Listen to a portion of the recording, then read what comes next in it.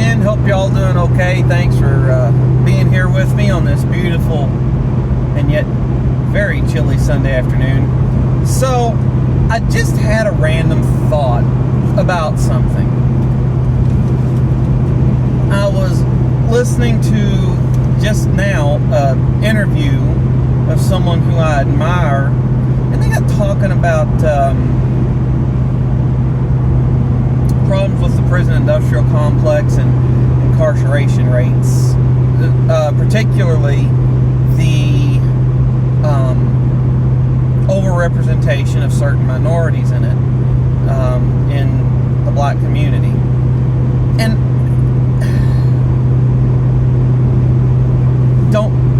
so I don't have any of this completely formulated, just something that I wanted to get a video on real quick because I've got some free time driving by myself. So, one of the things that I wanted to kind of try to lay out right here just real quick is, okay, if you want to look at racism across time in the United States, well, that's a big problem, no doubt. You know, my mom kept some letters from my great-grandmother on her side who lived in South Georgia back during segregation, and she unfortunately, and I blame this on just the upbringing that my great-grandmother had. I never met the woman, and where she lived, she was a very racist woman. And you read some of her letters, unfortunately they got lost in a house fire a few years back. You can definitely find evidence of that, and there was definitely racism in the South, both legal with Jim Crow laws and illegal with some of the things that the Klan was up to at the time. But what I wanted to kind of lay out is, okay, start at 1776 when the country was founded, because anytime before that the United States fell under British jurisdiction and British common law and the British legal system and everything like that. So all the slaves that were brought over to the colonies prior to 1776 were brought to British occupied territory, at which point the colonists revolted and you get America. And within 90 years of the founding of America, 88 years was when the Civil War started, I think, you've abolished slavery. But one of the things I wanted to kind of mention is, okay, look at any problem, whether it's racism or whether it's your personal financial stability or whether it's climate change or it's, take your pick. What percentage are you at now?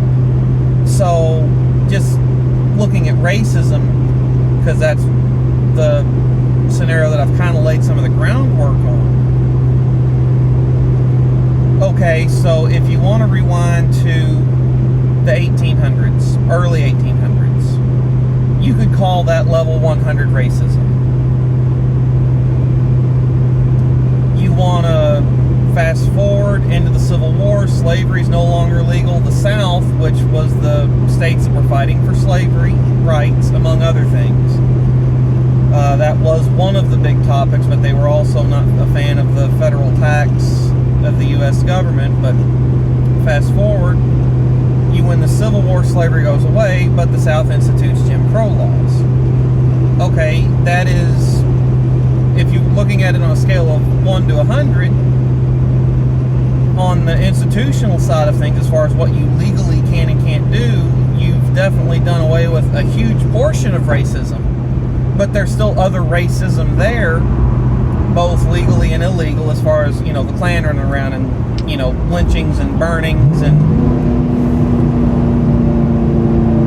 everything else that they got up to. So there was definitely less on just a broad scale, because you couldn't have slaveholders whipping and raping their slaves, but you had people that were abiding by the law, refusing service to blacks. You had people that were breaking the law, lynching black people for illegal reasons. But we've definitely moved down. Fast forward more to the Civil Rights Act. You've eliminated some racism. Fast forward years after that, it's less socially palatable to openly be a racist. You've got to find other people that are very like-minded, and the number's dwindling. There are very few people that are decent people that are openly accepting of ideas of racism, in my opinion. And I could be wrong, but this is just, my view as a common blue-collar worker, going around seeing stuff, talking to people, working with the most diverse workforce I've ever worked with at Ford Motor Company. So, how many levels have we come down? 0. In my opinion, like, getting to level 0 of racism is no racism in any of the systems, as far as where, okay, you're going to have disparate outcomes in financial and in legal systems, because any system you put in place produces disparate outcomes. As an example, my wife and I go to work at Ford, worked for 30 years. If both of us started the exact same day, I'm probably going to make more money than her, just on the fact that I'm not taking maternity leave. I'm not taking as much parental bonding time. And I'm probably going to be the one that goes to work when the kids are sick. And barring the fact that aside from the fact that we're probably going to ride share the whole time I'm at Ford, just on a statistical, comparing the differences between men and women, I'm going to be the one that pulls in more voluntary overtime, just statistically.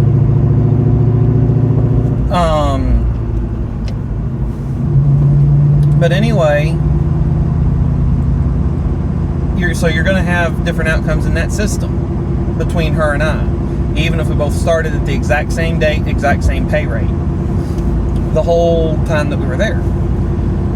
So, but in my opinion, level 0 of racism is no racism in the system, where it judges differently between black and white, and that's anywhere, whether it's private sector, justice system, public sector, whatever. And also no racial actors in the system, people that work within the system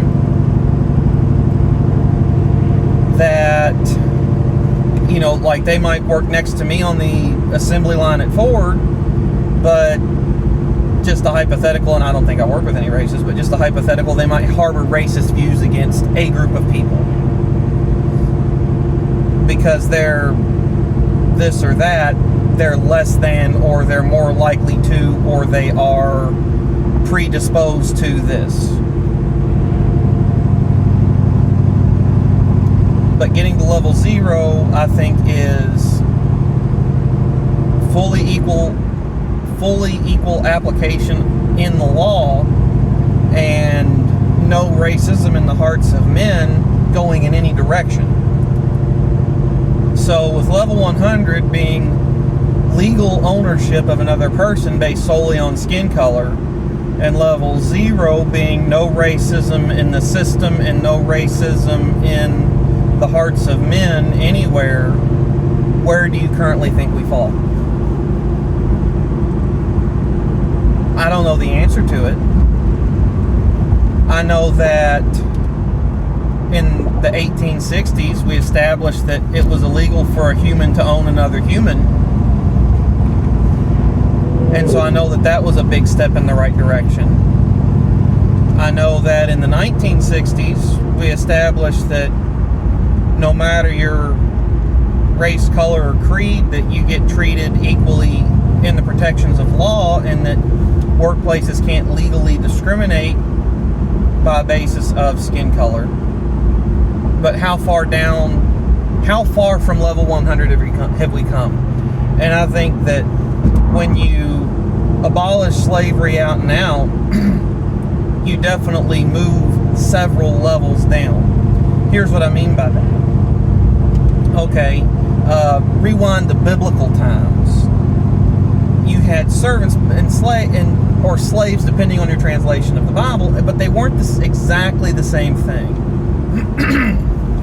Suppose you were in debt or needed to raise a lot of money.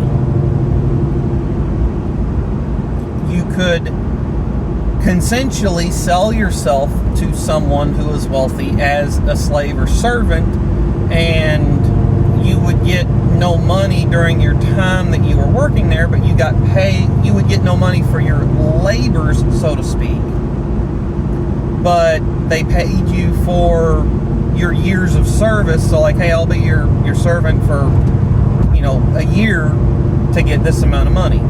You can do that. So you're not getting paid by the hour, but you're getting paid by the year that you're putting in. And if they, hey, we only work 4 days a week here, or we work 6 days a week because you couldn't work on the Sabbath. That's the way that it worked. And if you're putting in an 8-hour day or a 16-hour day, you got paid by the year. So, but it was also consensual in the fact that, hey, I've got no other way to make money. I'm selling myself into slavery temporarily to this person. And there was also a biblical code of conduct on how you were to treat your slaves while they were under your temporary ownership. You were not supposed to deal with them harshly. You were not supposed to be physically mean to them. You were supposed to respect them as someone in your care, not as property. And I guess the easiest way for me to explain that is like, okay, the car I'm in right now is my property. If I were to run this thing into a tree head on at 20 miles an hour, I'll get out, I'll probably be okay. I've hurt no one. But I've damaged my car. Doesn't matter. It's my property. I can do with it as I will. But I've got kids that are in my care, and if I damage them, I'm doing damage to another human being that they've got to live with for a long time.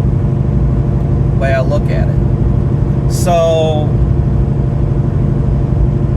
where I went with all that biblical stuff as far as biblical slavery is the United States didn't just outlaw involuntary slavery for consensual indentured, for consensual slavery, where you can agree to sell a year of your life to this person for X rate, or where under certain circumstances you can become an indentured servant, or you can agree to live in this person's house and give up your legal rights as a person and become their slave or servant. We did away with all that, so we skipped down a few levels, in my opinion.